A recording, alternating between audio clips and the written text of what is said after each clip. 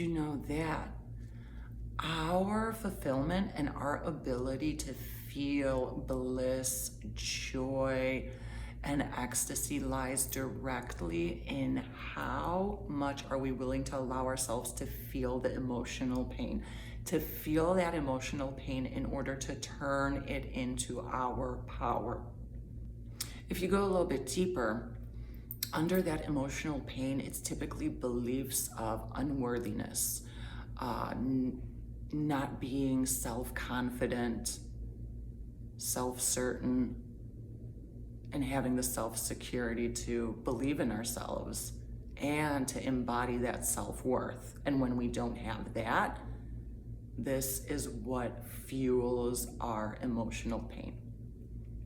Now take a look. Ask yourself, what could my life look like if I embodied my self-worth, self-confidence, self-esteem, and self-security?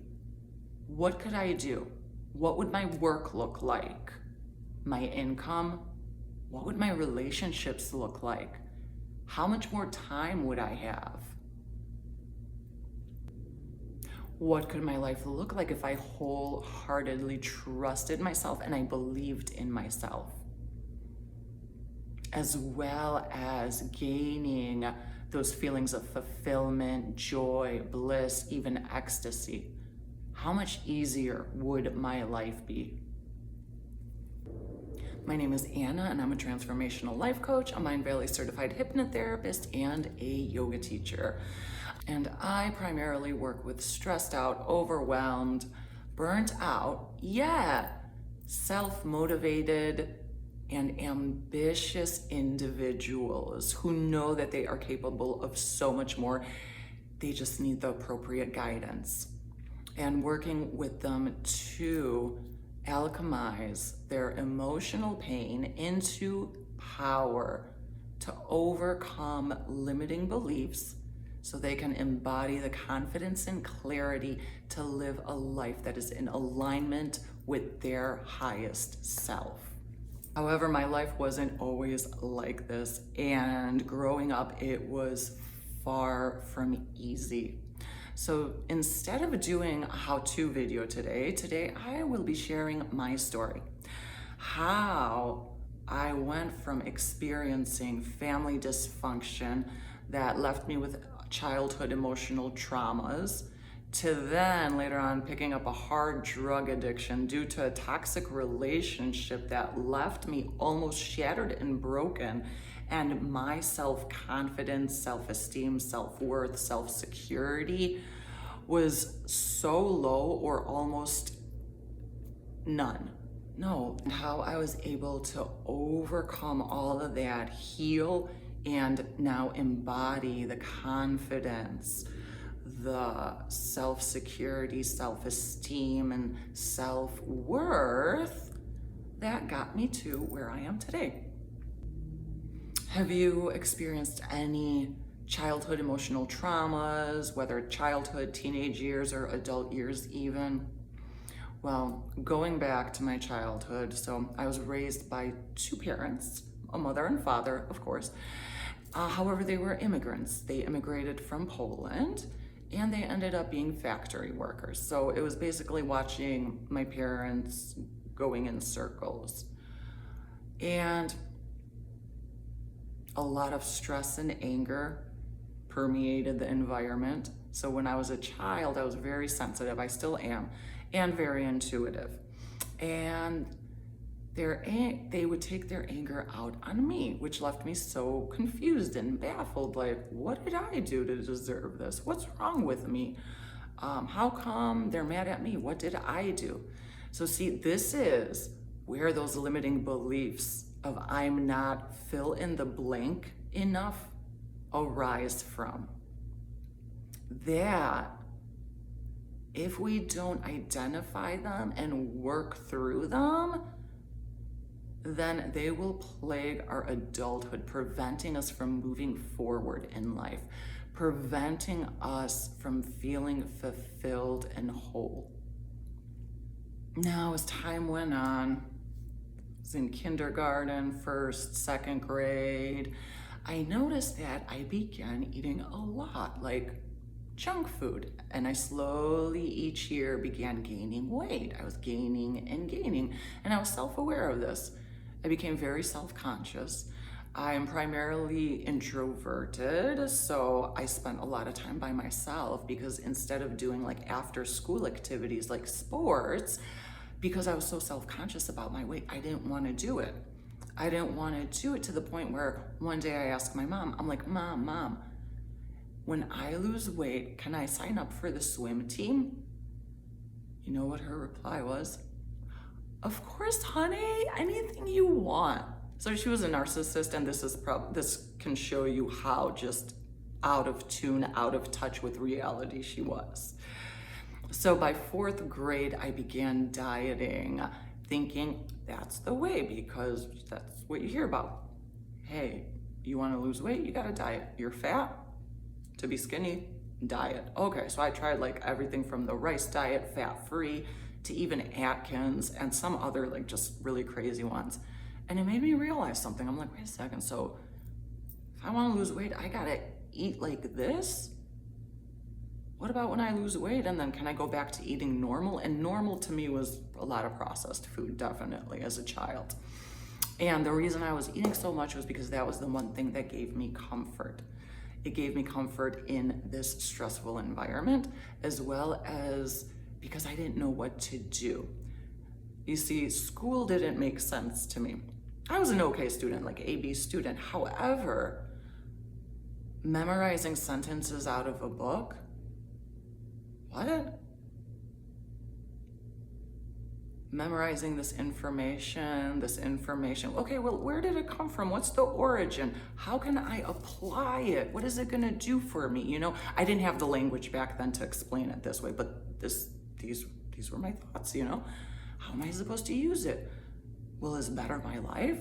You know, I wanted to learn how to apply knowledge, the type of knowledge that will get me ahead, that will create a foundation. See, I felt like I was missing a huge chunk, like this foundational piece, which today I know to be my health, well-being, and learning the things in order to optimize health and well-being, learning life skills, those things that allow us to grow, allow us to evolve into our highest expression, tapping into our infinite potential because we all have it.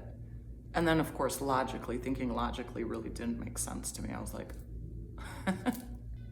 was there ever a time when you felt like something was missing? However, you didn't have the words to articulate what you truly needed in that moment, which left you lost, confused, hopeless, helpless.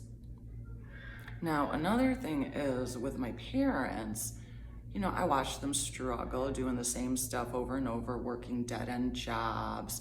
My mom basically really didn't do anything. No one in my family was after self-development, self-growth.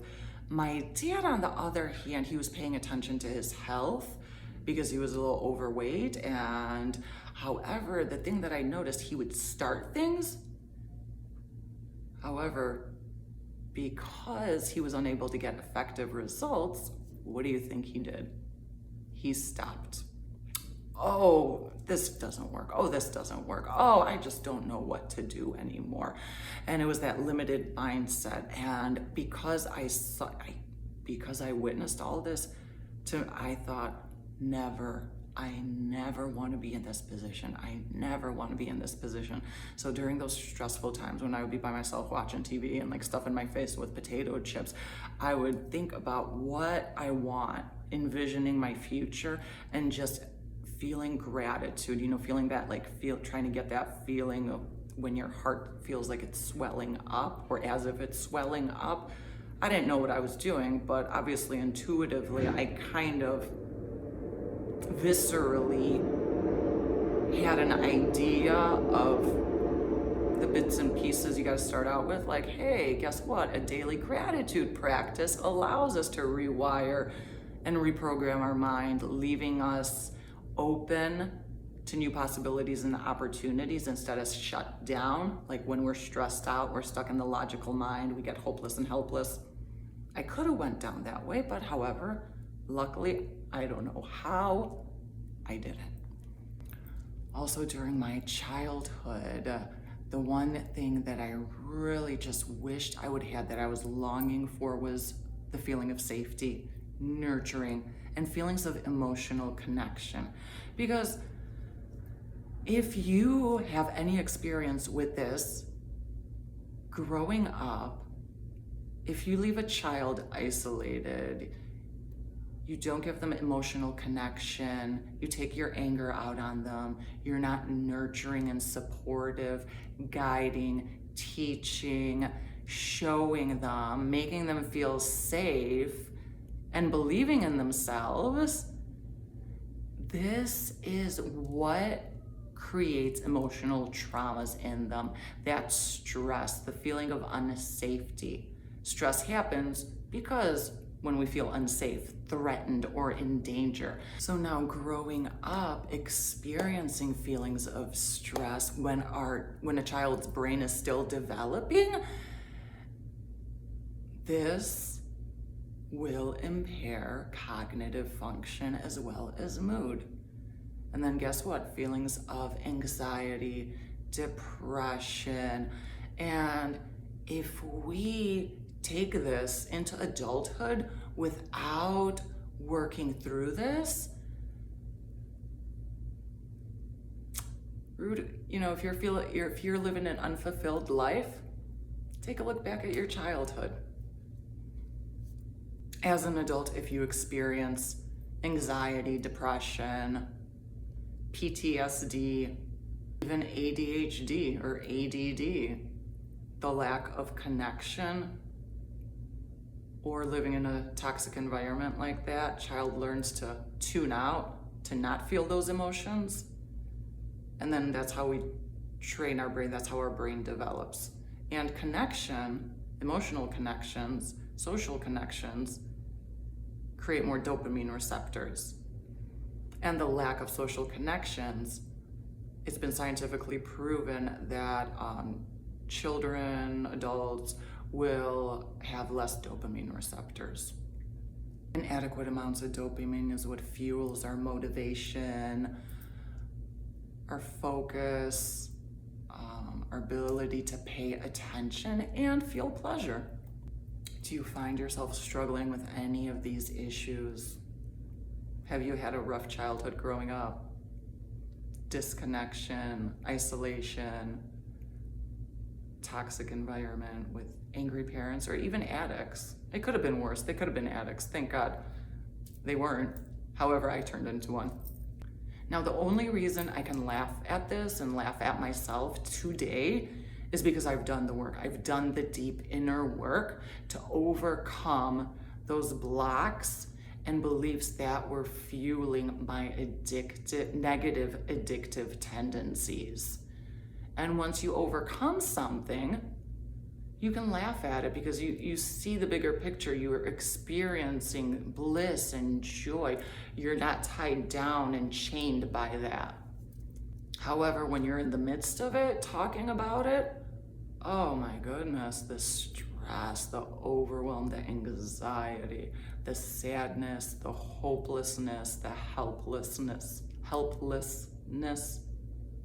Fast forwarding to when I was 18, 19. I just completed my first year of community college and I felt great. I discovered eating clean when I was 18, my last year of high school, because I was so frustrated with crash dieting and being unable to lose weight, and it was something that just intuitively came to me. I did it and it was amazing. I got even better results than I had ever imagined.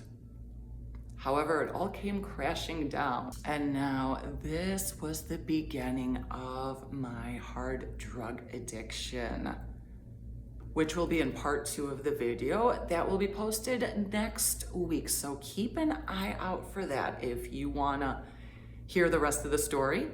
And in the meantime, subscribe, like, and let me know in the comments if this story resonates at all. Can you relate to it? Have you had similar experiences? Let me know, and stay tuned for part 2 next week, Friday.